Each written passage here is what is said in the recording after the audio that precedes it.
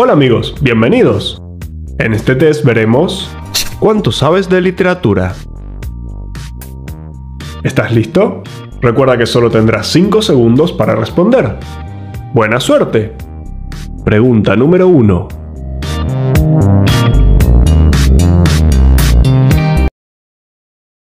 El feudalismo es el sistema económico, político y social de la Edad Media, caracterizado por la división de la sociedad en 3 grandes estamentos: nobleza, clero y campesinado, siendo este último el más abundante, trabajando la tierra de los nobles y pagando una parte de la cosecha a cambio de seguridad.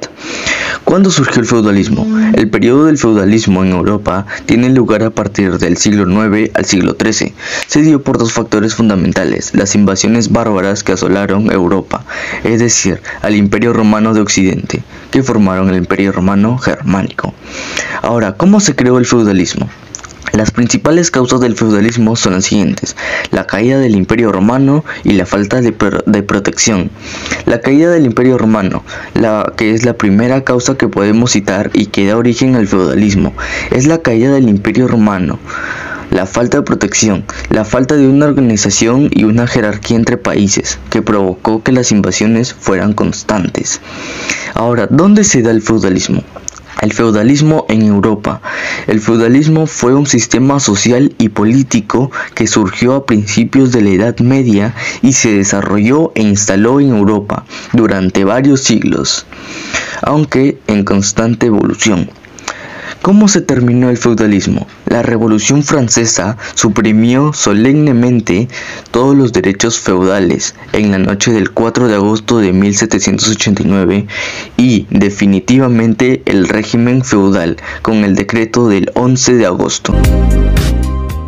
Pregunta número 2.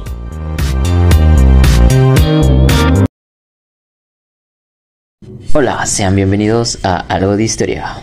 Entre 1096 y 1272 se llevaron a cabo las Guerras Cruzadas. ¿Qué eran las Guerras Cruzadas? Pues fueron una serie de guerras religiosas impulsadas por la Iglesia Católica en plena Edad Media. ¿Cuál era su objetivo? Sus objetivos eran recuperar para la cristianidad la región de Oriente Próximo, conocida como Tierra Santa, la cual se encontraba bajo el dominio del Islam desde el siglo VII. ¡Qué hombre tan salvaje, tan luchón! Eso me prende. Los participantes de las cruzadas, conocidos como cruzados, tomaban votos religiosos de manera temporal y se les concedía indulgencia por sus pecados. O sea, que si ellos mataban, tenían inmunidad. Bueno, en realidad hubieron 9 guerras, pero algunas no son consideradas. Pregunta número 3.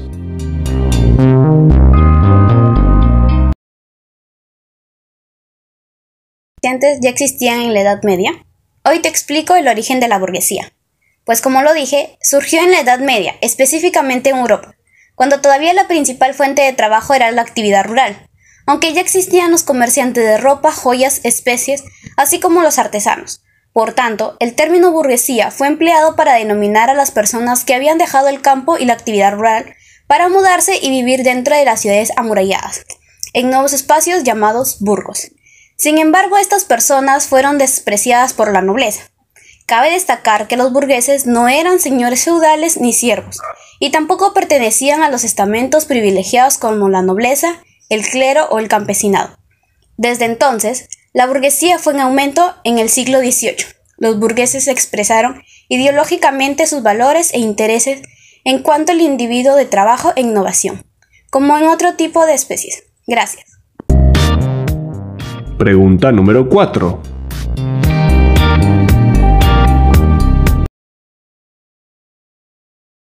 Soy Yulexi Muy Atocha. Me tocaba exponer las lenguas romances. Las lenguas romances se llaman así porque son idiomas que vienen del latín y tienen un montón de idiomas muy hablados de mundial de todos los países.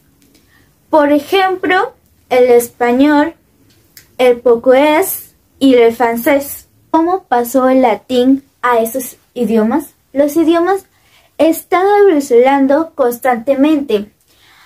Incluso ahora en días los idiomas tienen un montón de pequeñas variedades entre como hablan diferentes lugares o diferentes países. Eso pasó del latín y por eso ahora ya existen las lenguas romances.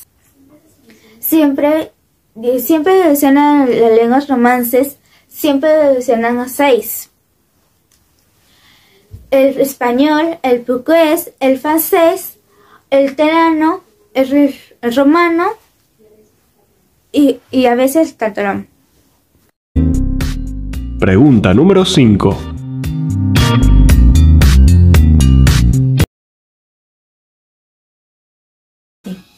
Yo les voy a hablar sobre la filosofía de Santo Tomás de Aquino. Según Tomás de Aquino, el conocimiento tiene su causa material en el dato que proporciona los sentidos.